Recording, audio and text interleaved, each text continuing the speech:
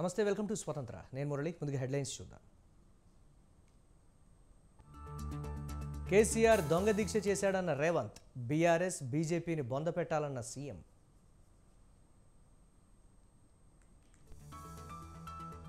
అబద్ధాలు చెప్పడంలో రేవంత్కు ఆస్కార్ ఇవ్వాలి, హామీలు అమలు చేయడంలో కాంగ్రెస్ విఫలమైందన్న హరీష్.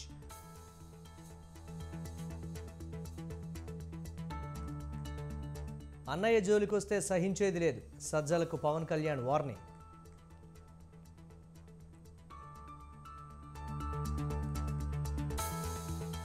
బాబు కోసమే పవన్ పార్టీ పెట్టాడన్న సజ్జల, పవన్ రాజకీయాలకు పనికిరారన్న అంబటి.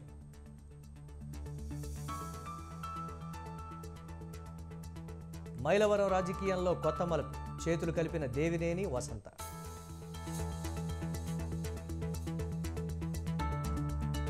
రాజస్థాన్ ఎన్నికల ప్రచారంలో పాల్గొన్న ప్రధాని, కాంగ్రెస్ను జనం నమ్మరన్న మోదీ.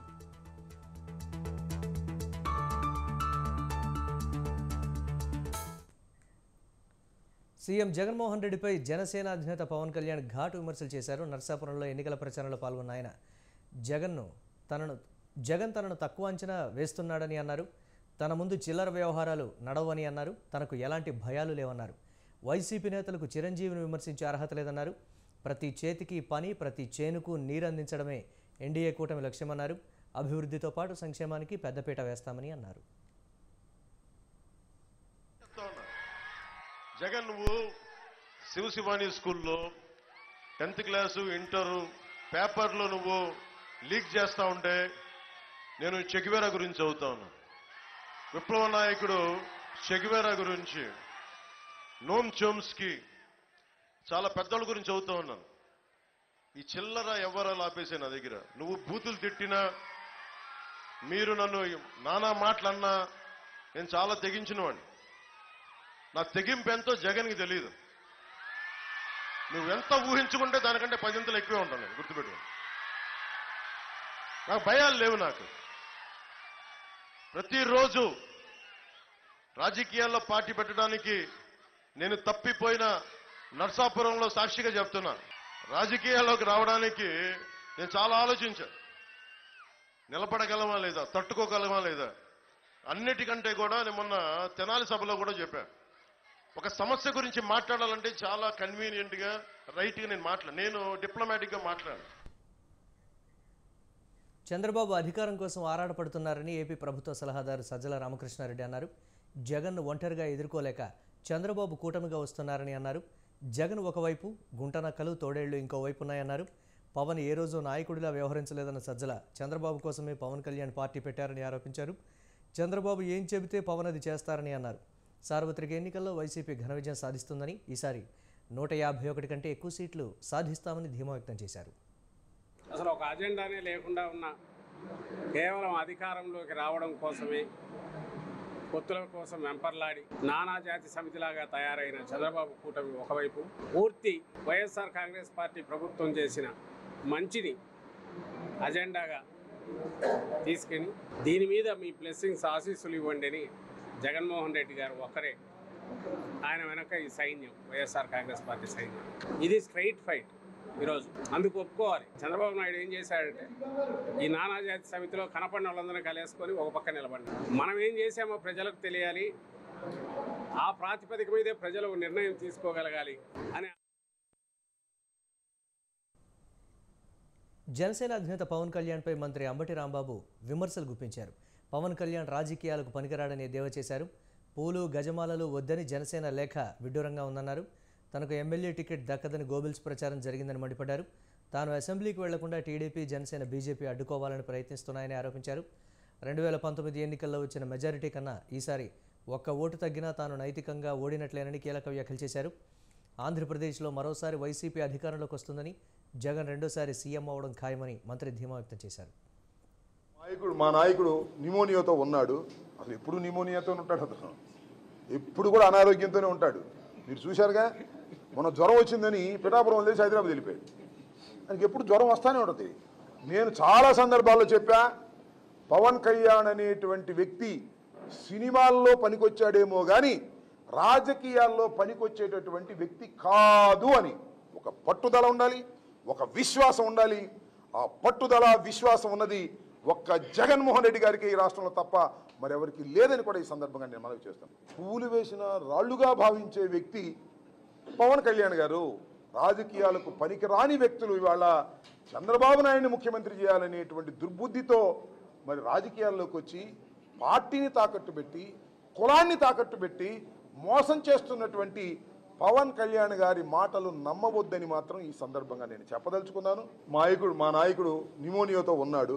అసలు ఎప్పుడు నిమోనియాతో ఉంటాడు, అతను ఎప్పుడు కూడా అనారోగ్యంతోనే ఉంటాడు. మీరు చూశారుగా మొన్న జ్వరం వచ్చిందని. టీడీపీ అధినేత చంద్రబాబుపై మంత్రి కాకాణి గోవర్ధన్ మండిపడ్డారు. చంద్రబాబు ప్రచారానికి ఎలాంటి స్పందన లేదని సోమిరెడ్డి మాటలనే చంద్రబాబు చెప్పారన్నారు.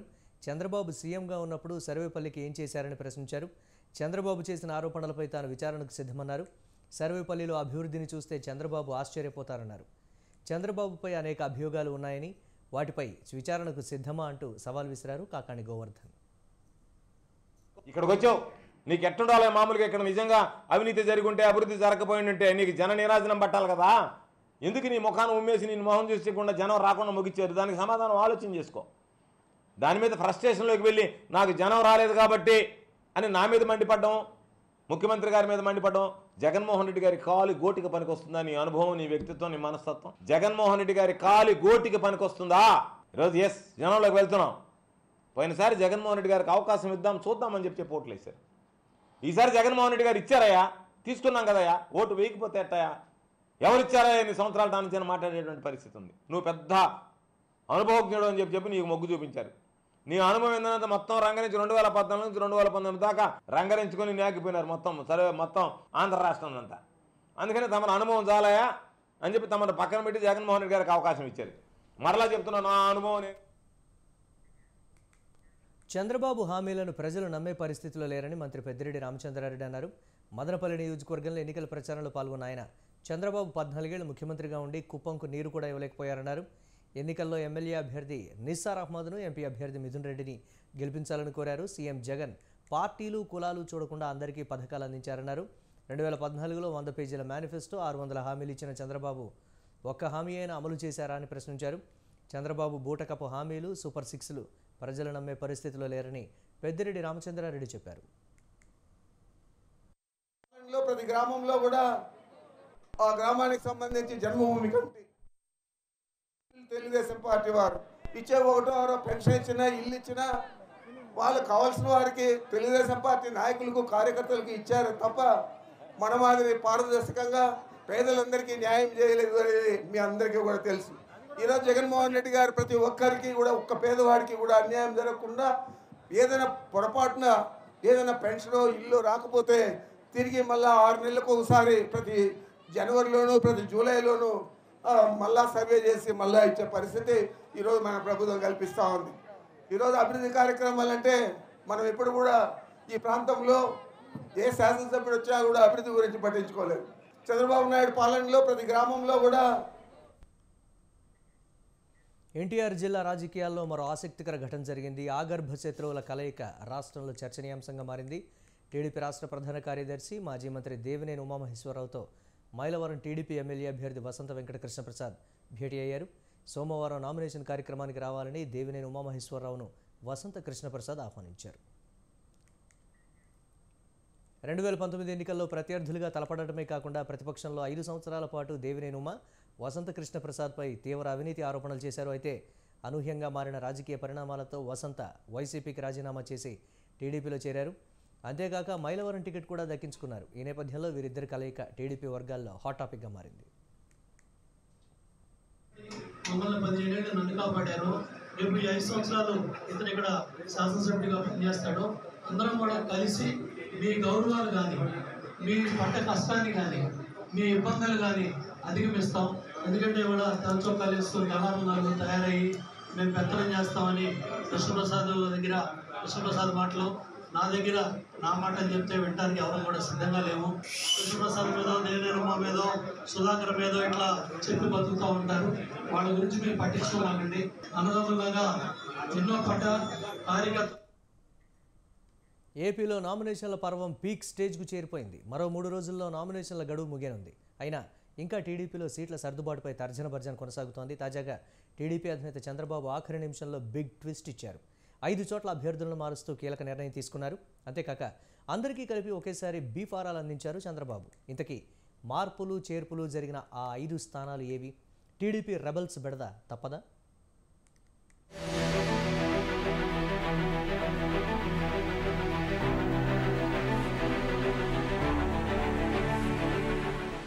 ఏపీలో నామినేషన్ల పర్వం కొనసాగుతుంది. ఈ నేపథ్యంలోనే ఎమ్మెల్యే, ఎంపీ అభ్యర్థులకు టీడీపీ అధినేత చంద్రబాబు బీ ఫామ్స్ అందజేశారు. అమరావతిలోని పార్టీ ప్రధాన కార్యాలయంలో అభ్యర్థులకు బీ ఫామ్స్ పంపిణీ చేశారు. అనంతరం అభ్యర్థులతో చంద్రబాబు ప్రమాణం చేయించారు. టీడీపీ జాతీయ ప్రధాన కార్యదర్శి నారా లోకేష్, పార్టీ రాష్ట్ర అధ్యక్షుడు అచ్చెన్నాయుడుతో పాటు అభ్యర్థులందరూ ఇందులో పాల్గొన్నారు. బీ ఫారం అందుకున్న నేపథ్యంలో నారా లోకేష్ తండ్రి కాళ్లకు నమస్కరించి ఆశీర్వాదాలు తీసుకున్నారు. ఎన్నికల్లో అనుసరించవలసిన వ్యూహాలకు సంబంధించి పార్టీ అభ్యర్థులకు ఆయన దిశానిర్దేశనం చేశారు. కూటమి అభ్యర్థులను గెలిపించుకునేందుకు సమిష్టిగా కృషి చేయాలని టీడీపీ నేతలకు చంద్రబాబు సూచించారు. ఎన్నికల్లో విజయం సాధించేందుకు సాయశక్తులా పోరాడాలని, ప్రచారం ఉధృతం చేయాలని చెప్పారు.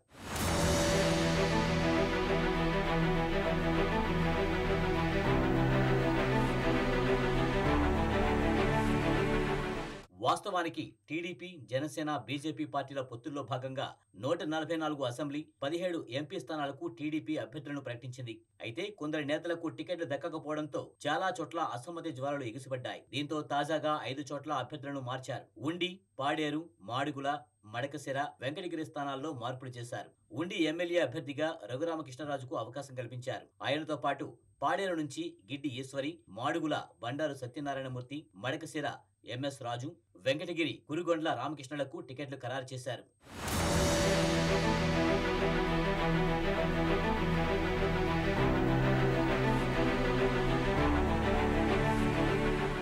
రఘురామకృష్ణరాజుకు ఉండి టికెట్ కేటాయించిన నేపథ్యంలో అక్కడ సిట్టింగ్ ఎమ్మెల్యేగా ఉన్న మంతెన రామరాజును నరసాపురం పార్లమెంటు టీడీపీ అధ్యక్షునిగా నియమించారు. అయితే ఇప్పటి వరకు అక్కడ పార్లమెంటు అధ్యక్షురాలిగా కొనసాగిన మాజీ ఎంపీ తోట సీతారామలక్ష్మిని పొలిటికల్ బ్యూరోలోకి తీసుకున్నారు. అటు పెందుర్తి సీటును మాజీ మంత్రి బండారు సత్యనారాయణమూర్తి ఆశించారు. కానీ పెందుర్తి సీటును జనసేనకు కేటాయించిన నేపథ్యంలో బండారు సత్యనారాయణమూర్తికి మాడుగుల స్థానాన్ని కేటాయించారు. ఇక పాడేరు టికెట్ ను గతంలో వెంకట రమేష్ నాయుడుకు కేటాయించగా మార్పుల్లో భాగంగా మాజీ ఎమ్మెల్యే గిడ్డి ఈశ్వర్కి కేటాయించారు. మరోవైపు మడకశిర నుంచి సునీల్ కుమార్ స్థానంలో ఎంఎస్ రాజుకు టికెట్ ఇచ్చారు. వెంకటగిరి స్థానాన్ని ఇది వరకు మాజీ ఎమ్మెల్యే కురుగొండ రామకృష్ణ కుమార్తె లక్ష్మీప్రియకు ఖరారు చేశారు. అయితే మార్పుల్లో భాగంగా అక్కడి నుంచి రామకృష్ణనే అభ్యర్థిగా బరిలో నిలిపారు.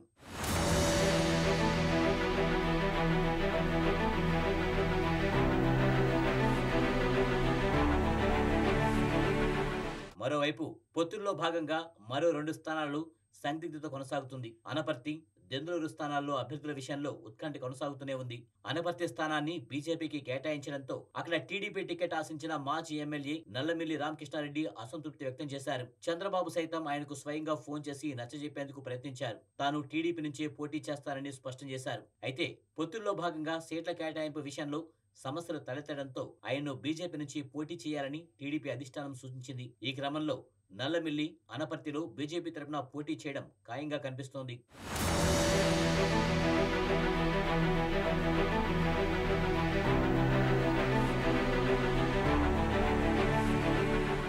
ఇదిలా ఉంటే అభ్యర్థులను మార్చడంపై తెలుగు తమ్ముళ్లు భగ్గుమన్నారు. మడకశిర టీడీపీ అభ్యర్థిగా సునీల్ కుమార్ ను తప్పించి ఎంఎస్ రాజు పేరు ఖరారు చేయడంతో హైకమాండ్ తీరుపై ఫైర్ అయ్యారు. లోకల్ ముద్దు, నాన్ లోకల్ వద్దంటూ పెద్ద ఎత్తున నినాదాలు చేశారు. అటు అల్లూరు జిల్లా రంపచోడవరంలో టీడీపీ రెబల్ అభ్యర్థి వంతల రాజేశ్వరి చంద్రబాబు ఫోటోతో ప్రచారం చేస్తానని తెలిపారు. నియోజకవర్గంలో అనంతబాబు అరాచకాలను ఎండగడతానన్నారు. ప్రజల్లో ఉన్న తనను పార్టీ హైకమాండ్ గుర్తించకపోవడం బాధాకరమని, కార్యకర్తల అభ్యర్థన మేరకే తాను రెబల్ బరిలోకి దిగానని స్పష్టం చేశారు.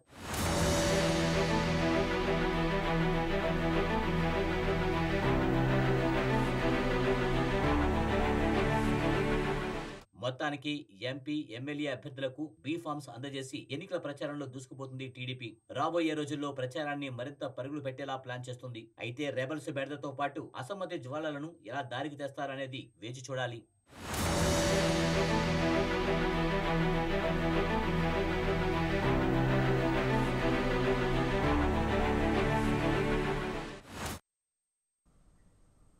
మెగాస్టార్ చిరంజీవి రాజకీయాలకు దూరంగా ఉన్న సంగతి తెలిసిందే. అయితే చాలా కాలం తర్వాత తమ్ముడు పవన్ కళ్యాణ్ కోసం రాజకీయ తెరపైకి వచ్చారు మెగాస్టార్. కూటమి అభ్యర్థులకు మద్దతుగా ఓ వీడియో కూడా చేశారు. ఇప్పుడు ఈ వ్యవహారమే ప్రస్తుత రాజకీయాల్లో దుమారం రేపుతోంది. కాంగ్రెస్లో ఉన్న చిరు ఎన్డీఏ కూటమికి ఎలా మద్దతిస్తారంటూ నెట్టింట విమర్శలు వెల్లువెత్తుతున్నాయి.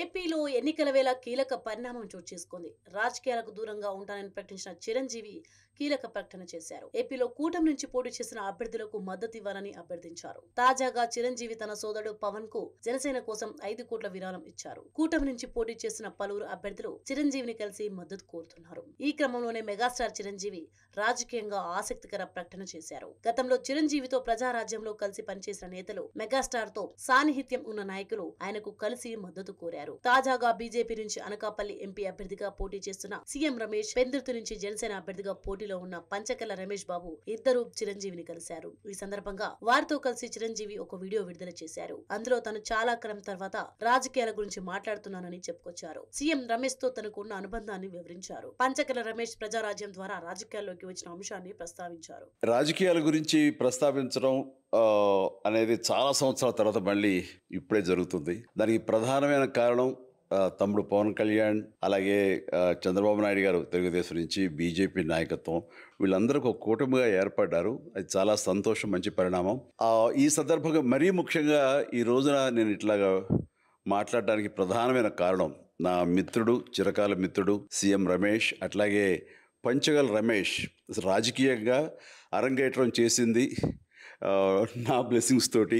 తమ్ముడు పవన్, చంద్రబాబు బీజేపీ కలిసి పోటీ చేసిన సమయంలో సీఎం రమేష్ ను గెలిపించుకోవడం ద్వారా ఢిల్లీ ద్వారా మంచి చేస్తారని ఆశాభావం వ్యక్తం చేశారు. సీఎం రమేష్ పంచకల్ల రమేష్ ను గెలిపించాలని కోరారు. వారికి తన మద్దతు ప్రకటించారు. కొద్ది కాలం క్రితం తమ్ముడు పవన్ రాజకీయంగా ఉన్నత స్థానాల్లో ఉండాలని తాను కోరుకుంటున్నానంటూ చిరంజీవి చేసిన వ్యాఖ్యలు అప్పట్లో వైరల్ అయ్యాయి. అయితే చిరంజీవి రాజకీయంగా ఎక్కడా ప్రత్యక్షంగా ప్రమేయం లేకుండా జాగ్రత్త పడ్డారు. తాజాగా చిరంజీవిని సోదరులు నాగబాబు, పవన్ కలిశారు. వారికి 5 కోట్ల రూపాయల విరాళం చిరంజీవి అందించారు. దీని ద్వారా జనసేనకు పరోక్షంగా మద్దతు ప్రకటించారు. పంచగల్ రమేష్ అండ్ సీఎం రమేష్ గారు వీరు నాకు కావలసిన ఇద్దరు కూడాను అనకాపల్లి కాన్స్టిట్యున్సీ లో ఎంపీ క్యాండిడేట్ గా, అలాగే పెందుర్తి ఎమ్మెల్యే క్యాండిడేట్ గా వీరు నిలబడటం అన్నది నాకు చాలా సంతోషంగా ఉంది. ఎందుకంటే ఇద్దరు చాలా మంచి వాళ్లే కాకుండా సమర్థవంతులు. ఇలాంటి వాళ్ళు అలాంటి కాన్స్టిట్యున్సీకి, దాని అభివృద్ధికి ఎంతగానో దోహదపడతారు అనే నమ్మకం నాకు చాలా ప్రగాఢంగా ఉంది. ముఖ్యంగా సీఎం రమేష్ గారికి కేంద్రంతో ఉన్నటువంటి సంబంధాలు, అనుబంధం ఇది మరీ మరీ ప్రత్యేకం. అనకాపల్లి కాన్స్టిట్యున్సీ అభివృద్ధికి ఈయన పరిచయాలు, కేంద్రంతో ఈయనకున్న సత్సంబంధాలు ఎంతో ఉపయోగపడతాయి. తద్వారా రమేష్ అలాగే మిగతా ఎమ్మెల్యేలు అందరూ కూడా ఎవరైతే అభివృద్ధి చేయాలి ఆయా ఎమ్మెల్యే నియోజకవర్గాలు అనుకున్నారో అవన్నీ కూడా సజావుగా సాగిపోతాయి అంటానికి దాని వెనకాల సీఎం గారి కృషి డెఫినెట్గా ఉంటుంది అంటలో ఎలాంటి సందేహం లేదు. అండ్ వీరి నాయకత్వంలో మిగతా వాళ్ళ ఎమ్మెల్యేలు అందరూ కూడాను కలిసికట్టుగా అనకాపల్లి అభివృద్ధికి ఎంతగానో దోహదపడతారు అండ్ రిజల్ట్ చూపిస్తారన్న ప్రగాఢ విశ్వాసం ఉంది. కాబట్టి వీళ్ళిద్దరి గురించి ఈరోజు ప్రస్తావిస్తున్నాను. మీ అందరి ఆశీస్సులు వీళ్ళకి ఉంటాయని ప్రగాఢంగా నమ్ముతూ సెలవు తీసుకుంటున్నాను. ప్లీజ్ వారిని గెలిపించండి. అనకాపల్లి నియోజకవర్గం యొక్క అభివృద్ధిని మనందరం చూస్తాం.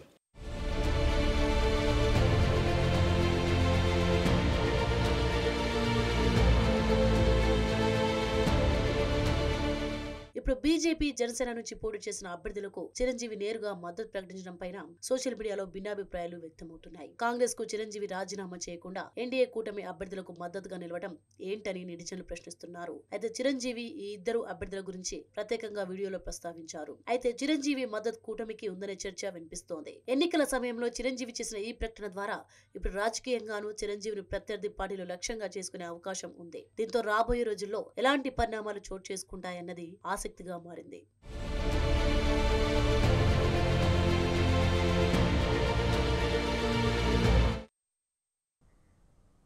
పార్లమెంట్ ఎన్నికలపై గులాబీ బాస్ ఫోకస్ పెట్టారు. అధికారం కోల్పోయి ఢీలా పడ్డ పార్టీ కేడర్ల ఉత్సాహం నింపేందుకు కాంగ్రెస్, బీజేపీ వైఫల్యాలను ప్రజల్లో ఎండగట్టేందుకు సిద్ధమయ్యారు. ఈ క్రమంలోనే 19 రోజుల పాటు బస్సు యాత్రతో సుడిగాలి పర్యటనతో రాష్ట్ర వ్యాప్తంగా ఎన్నికల ప్రచారాన్ని హోరెత్తించనున్నారు కేసీఆర్.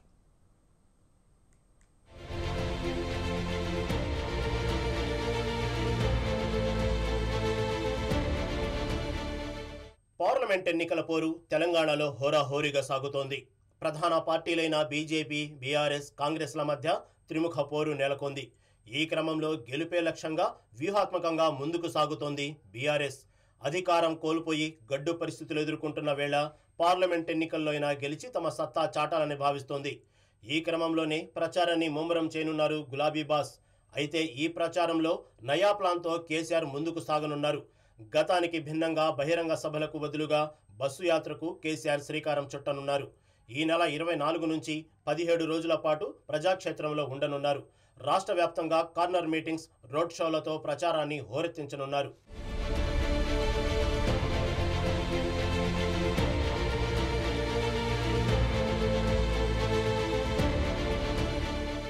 మొత్తంగా 17 రోజుల పాటు జరిగే కేసీఆర్ బస్సు యాత్రలో 21 చోట్ల రోడ్ షోలు నిర్వహించేలా బీఆర్ఎస్ షెడ్యూల్ ఖరారు చేసింది. ఈ నెల 24న నల్గొండ జిల్లా మిర్యాలగూడ రోడ్ షోతో కేసీఆర్ బస్సు యాత్ర ప్రారంభం కాగా మే 10వ తేదీన సిద్దిపేటలో రోడ్ షోతో ముగియనుంది. కేసీఆర్ బస్సు యాత్ర వేళ ఆయన బస చేసే ప్రాంతాల్లోనే పార్టీ శ్రేణులు, ఉద్యమ సమయంలో తనతో కలిసిన నేతలు, మేధావులతో సమావేశాలు నిర్వహించే అవకాశం ఉంది. పరిస్థితులను బట్టి పలు ప్రాంతాల్లో పంట నష్టపోయిన రైతులను, ధాన్యం కొనుగోలు కేంద్రాలను కేసీఆర్ సందర్శించనున్నట్టు పార్టీ వర్గాలు తెలిపాయి. కేంద్రంలోని బీజేపీ, రాష్ట్రంలోని కాంగ్రెస్ ప్రభుత్వాల వైఫల్యాలే ప్రధాన అస్త్రాలుగా కేసీఆర్ లోక్సభ ఎన్నికల ప్రచారం సాగనుంది. ఇదే సమయంలో 10 ఏళ్ల బీఆర్ఎస్ హయాంలో రాష్ట్రంలో అమలు చేసిన అభివృద్ధి, సంక్షేమ కార్యక్రమాల లబ్ధిని కూడా వివరించనుంది బీఆర్ఎస్.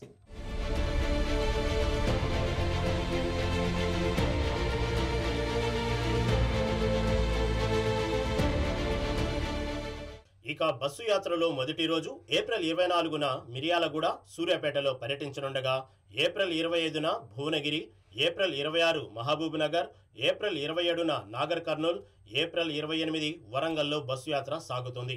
ఆ తర్వాత ఏప్రిల్ 29న ఖమ్మం, ఏప్రిల్ 30న తల్లాడ, కొత్తగూడెం, మే 1న మహబూబాబాద్లో, అలాగే మే 2న జమ్మికుంట, మే 3న రామగుండం, మే 4న మంచిర్యాల, మే 5న జగిత్యాల, మే 6న నిజామాబాద్, మే 7న కామారెడ్డి, మే 8న నర్సాపూర్, పటాన్చెరులలో కేసీఆర్ బస్సు యాత్ర సాగనుంది. మే 9న కరీంనగర్, మే 10న సిరిసిల్ల, సిద్దిపేటతో యాత్ర ముగియనుంది. మరి బీఆర్ఎస్ అధినేత వ్యూహం ఫలిస్తుందా? లోక్సభ ఎన్నికల్లో గులాబీ సత్తా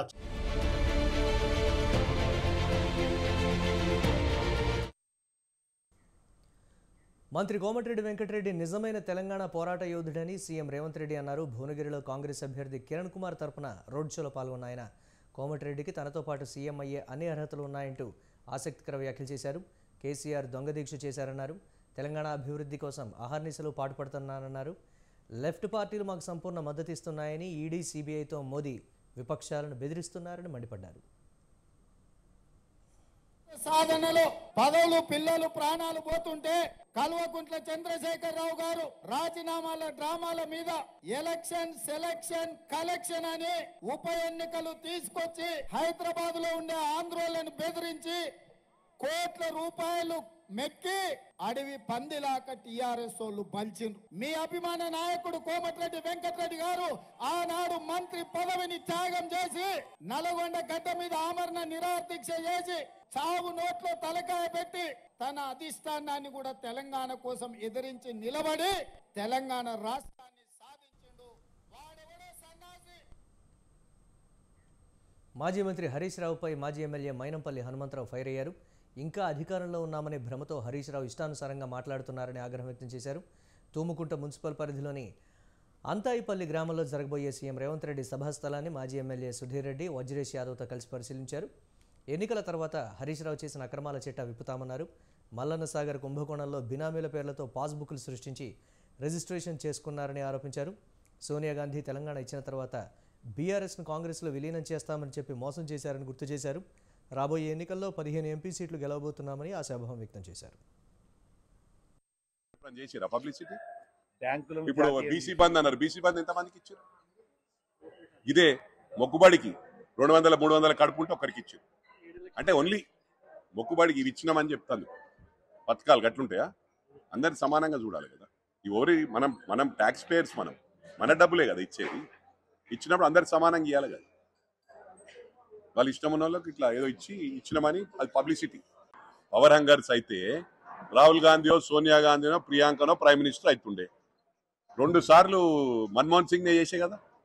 34 ఏళ్ళు ఇప్పటికి ఏంటంటే ఇవాళ ఎకానమీ ఫ్లైట్ లో తిరుగుతాడు రాహుల్ గాంధీ. మనోళ్ళు స్పెషల్ ఫ్లైట్, కొత్త ఫ్లైట్ కొనేసే 10 ఏళ్ళ.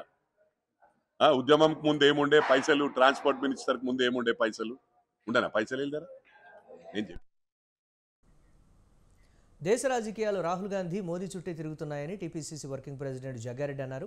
ఈటల రాజేందర్ రాజకీయ జీవితం రాహుల్ గాంధీ నాయకత్వం ముందు చాలా చిన్నదని తెలిపారు. రాహుల్ గాంధీకి మోదీకి చాలా వ్యత్యాసం ఉందన్నారు. అద్వానీ రథయాత్రకు ముందు దేశానికి మోదీ ఎవరో కూడా తెలియదన్నారు. బీజేపీ నేతలు మోడీ సీల్డ్ కవర్ సీఎం కాదని చెప్పగలరా అని జగ్గారెడ్డి ప్రశ్నించారు.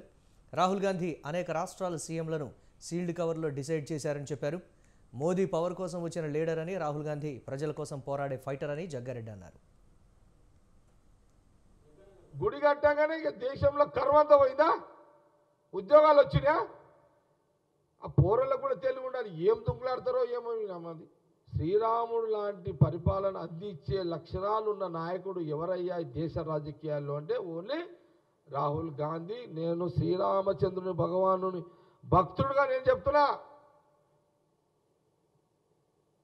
ఇది 100% చెప్తున్నా. ఏ బీజేపీ డిబేట్ రమ్మని చూస్తా. నాకు తెలియని బీజేపీ ఏముంది? నేను రాహుల్ గాంధీ గారిని అట్లా స్టడీ చేసిన, ఆయన తత్వాన్ని స్టడీ చేసిన, వాళ్ళ ఫ్యామిలీ స్టడీ చేసే మాట్లాడుతున్నా. ఇదంతా ఉత్తగా మాట్లాడతలేను, ఇది వాస్తవం చెప్తున్నా నేను. తుక్కుగూడ బీఆర్ఎస్ పార్టీ కార్యకర్తల విస్తృత స్థాయి సమావేశంలో మహేశ్వరం ఎమ్మెల్యే సబితా ఇంద్రారెడ్డి పాల్గొన్నారు. చేవెళ్ల పార్లమెంట్ అభ్యర్థిగా కాసాని జ్ఞానేశ్వర్ గెలుపు కోసం అందరూ కృషి చేయాలని, కారు గుర్తుకు ఓటు వేసి గెలిపించాలని ఆమె కోరారు. చేవెళ్ల ఎంపీ సీటు కేసీఆర్కు కానుకగా ఇవ్వాలని సబిత పిలుపునిచ్చారు. పార్లమెంట్ ఎన్నికల్లో అనుసరించాల్సిన వ్యూహంపై కార్యకర్తలకు దిశానిర్దేశం చేశారు.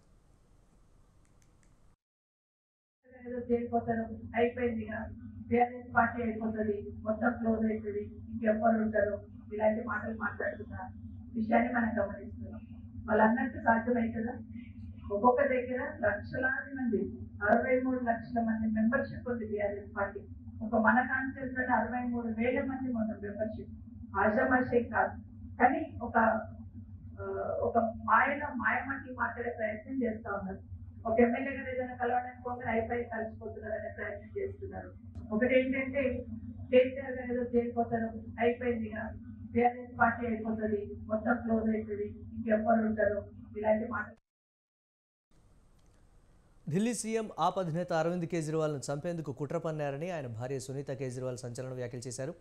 తీహార్ జైల్లో ఉన్న తన భర్తను చంపడానికి బీజేపీ కుట్ర పన్నిందని ఆరోపించారు. కేజ్రీవాల్కి ఇచ్చే ప్రతి భోజనాన్ని అధికారులు పర్యవేక్షిస్తున్నారన్నారు. విపక్ష కూటమి ఇండియా ఆధ్వర్యంలో రాంచీలో నిర్వహించిన బహిరంగ సభలో కేంద్రం తీరుపై నిప్పులు చెరిగారు. अरविंद केजरीवाल छूटेंगे, हेमंत सोरेन छूटेंगे। कई लोगों ने कहा कि राजनीति बहुत गंदी चीज है। वाकई बहुत गंदी चीज है। देखिए अभी उनके खाने पे कैमरा लगाया हुआ है, कैमरा एक एक निवाले पे उनकी नजर रखी है। कितनी शर्म की बात है। शुगर के मरीज हैं, 12 साल से इंसुलिन ले रहे हैं, 50 यूनिट हर रोज लेते हैं, लेकिन కాంగ్రెస్ పార్టీపై ప్రధాని మోదీ తీవ్ర విమర్శలు చేశారు. రాజస్థాన్లో ఎన్నికల ప్రచారంలో పాల్గొన్న ఆయన కాంగ్రెస్కు ఓట్లు అడిగే హక్కు లేదన్నారు. ముస్లిం జనాభా ఉన్న చోట్ల కాంగ్రెస్ పోటీ కూడా చేయడం లేదన్నారు. కాంగ్రెస్ నేతలు ఇంటింటికి తిరిగి సొంత పార్టీకి ఓటు వేయొద్దని ప్రచారం చేశారని ఎద్దేవా చేశారు. ఇలాంటి పార్టీని ప్రజలు నమ్మరని అన్నారు. दुर्दशा कि उनका शाही परिवार खुद कांग्रेस को वोट नहीं कर पाएगा। इधर राजस्थान में क्या हो रहा है? हमारे यहां कांग्रेस के नेता ఇవి ఇప్పటివరకున్న అప్డేట్స్. కీప్ వాచింగ్ స్వతంత్ర.